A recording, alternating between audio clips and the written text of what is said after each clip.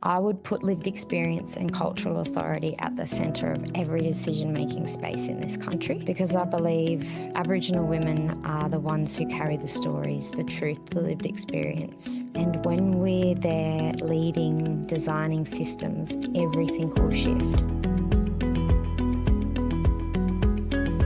Welcome to Voices Towards 2050, Ending Gender-Based Violence, the official podcast series of the Domestic, Family and Sexual Violence Commission. Please be aware that this podcast discusses topics related to domestic, family and sexual violence, which may be distressing for some listeners. Support is available. If you need assistance, please contact 1-800-RESPECT or reach out to your local support services. Thank you for joining us. I am really excited to welcome my guest on today's episode of the podcast. Holly, thanks so much for joining me for this conversation about the future. Thank you for having me. First off, I want to start by acknowledging today that I am very happy to be on the lands of the Wurundjeri people of the Kulin Nation where I live and pay my deep respects to their elders, past and present, for their care of these lands and for their ongoing generosity and wisdom. I want to extend those respects to elders across this incredible country for their leadership, particularly women's leadership in the space of ending violence against women and children. My commitment is to work and live as an ally in this role and always. So joining me today on the podcast is Holly Supple-Gurruwiwi. Holly, I'm just going to take a moment to introduce you.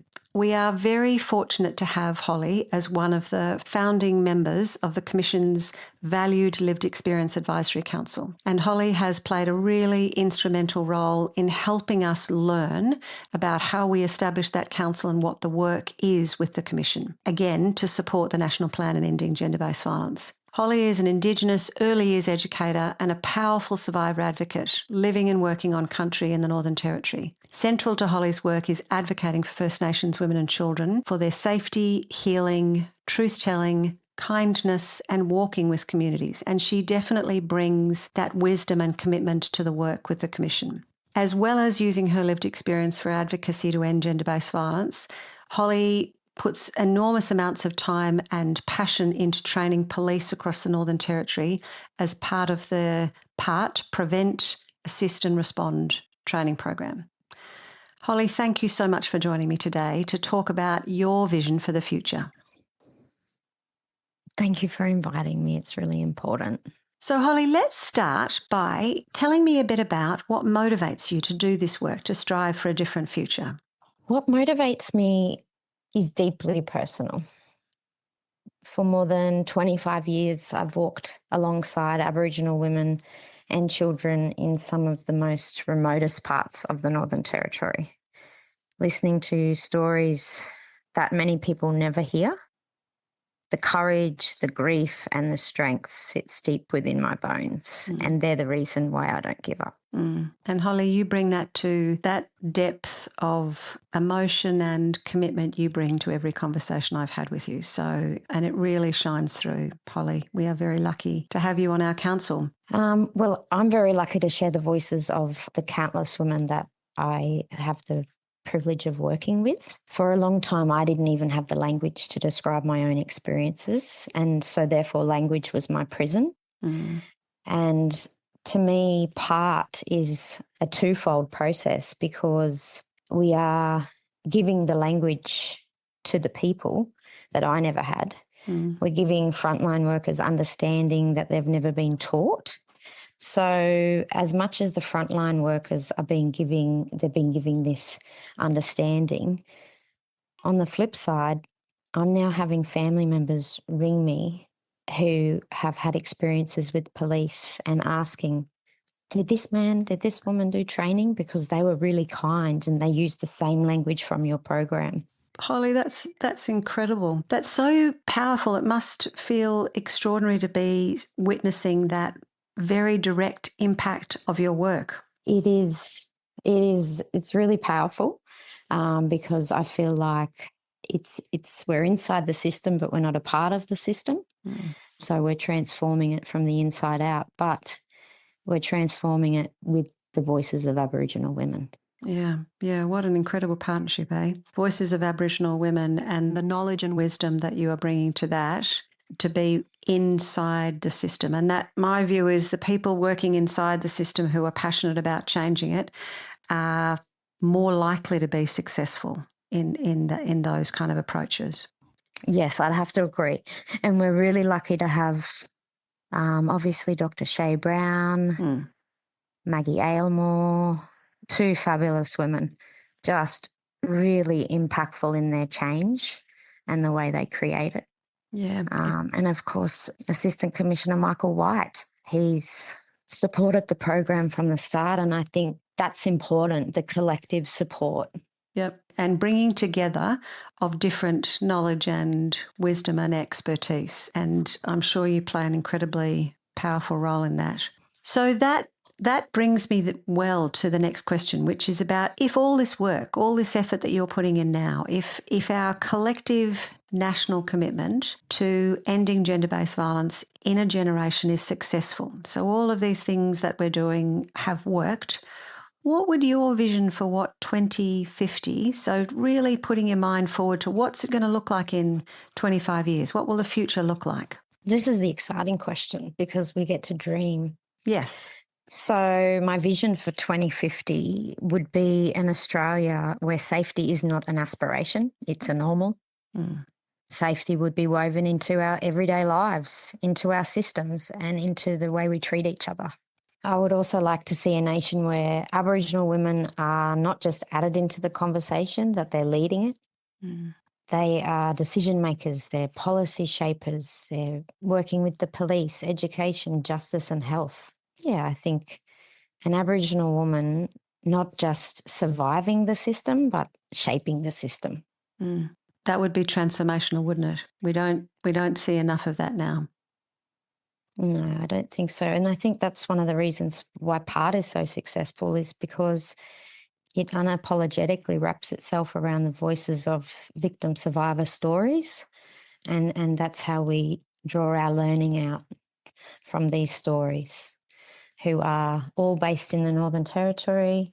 And we're fortunate enough to cover a quite wide demographic. We have same-sex male relationship, we have immigrant migrants, and we also have Indigenous women.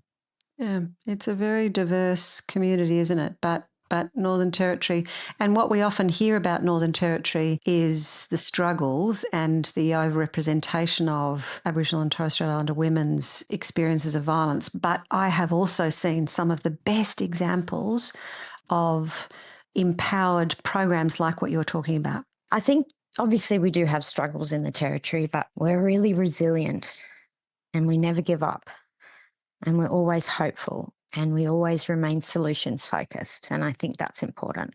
And that's what this podcast, the point of this podcast was exactly what you're describing, right? Is how do we really honestly face up to the difficulties that communities are experiencing, but be hopeful and strive for that future. So if I could send you, I would love to send you forward to this vision of yours in which Indigenous women are shaping and leading the future, and where safety is normal, not aspirational, and you got to spend a few days there, what would you want to know? Where would you go? What questions would you have? I think if I could stand in that future, the first thing I would want to know is, what did we finally have the courage to let go of?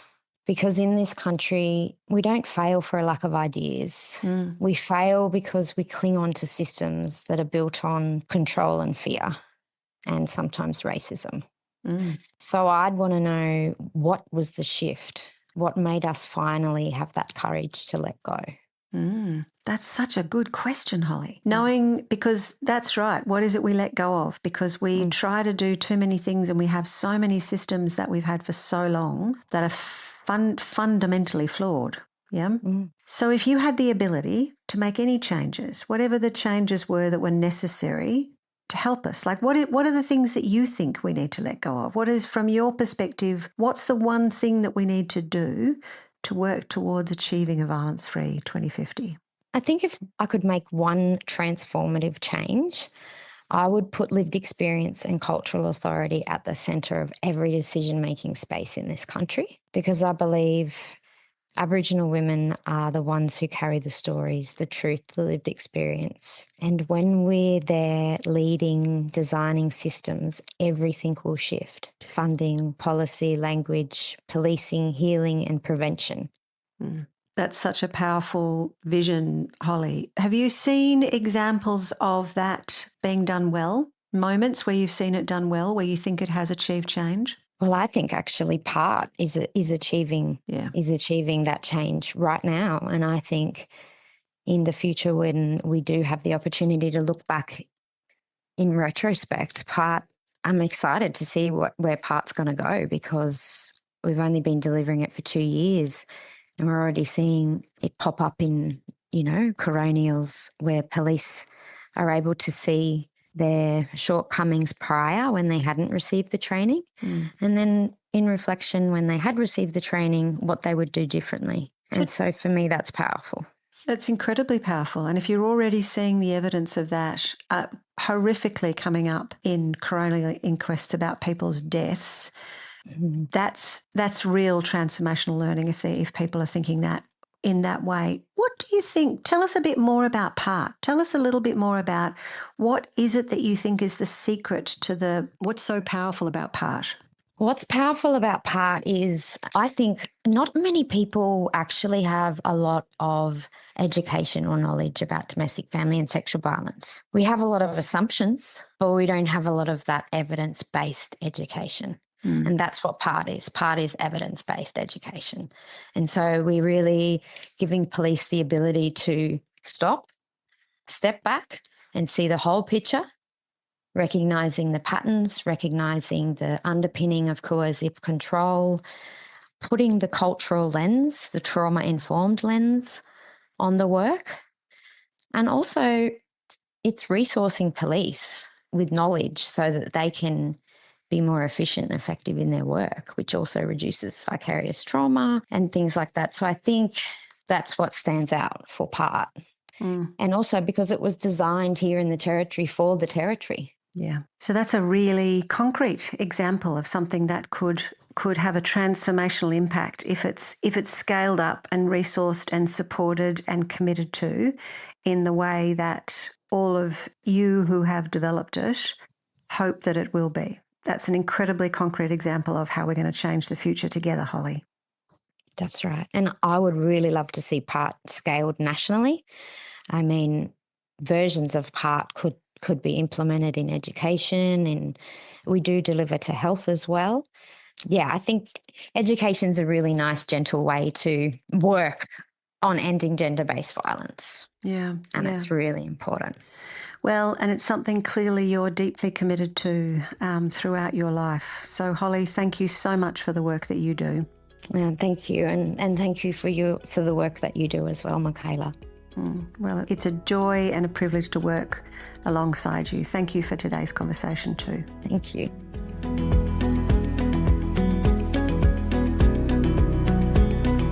Thank you for listening to Voices Towards 2050, Ending Gender-Based Violence.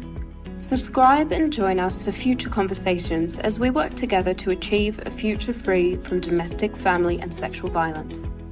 To learn more about the Commission, visit our website at dfsbc.gov.au. If you need support, contact 1-800-RESPECT or call 1-800-737-732. For Aboriginal and Torres Strait Islander people, you can call 13-YARN or 139276. The views expressed in this podcast are those of the guests and do not necessarily represent the views of the Australian Government or the Commission.